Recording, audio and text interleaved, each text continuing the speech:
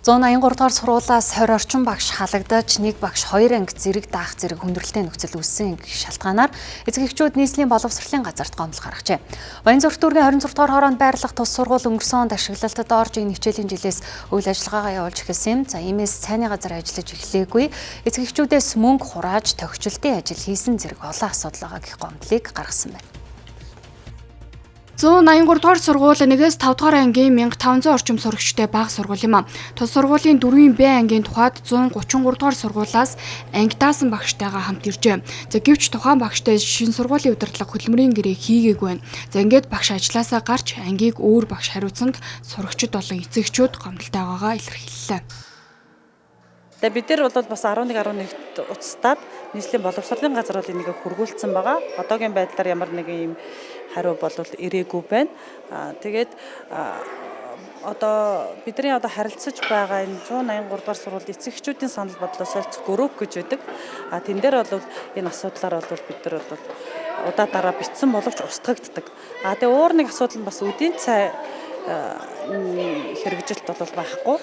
Сүү нэг хөөсөн бов тэгээд жуус 3 өгдөг. Одоо ингээ хагасчил болж штэ.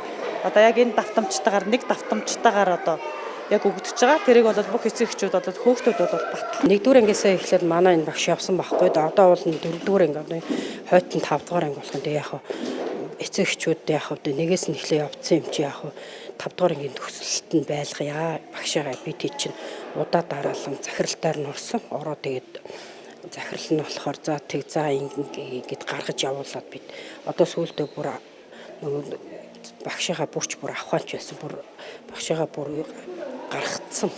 Одоо нэг оронд нэг залуу багш хүүхдүүдтэй. Тэгээд манай хүүхдүүд чинь нөгөө багаас 1-р ангиас эхлээ явцсан юм болохоор өөрхий зарим нь бас манай багш халагдчихлаа гэж уйлахаас өсвөлээл бас л янз юм зөндөл болж байгаа юм л да.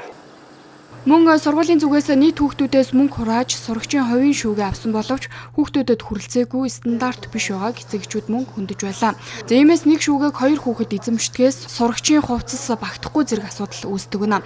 Бид сургууль дээр үүссэн асуудлаар сургуулийн захирал Түмэн ишгээс мэдээлэл авах гэсэн боловч ажлын байран дээр эзгүй завцаас салгасан байлаа.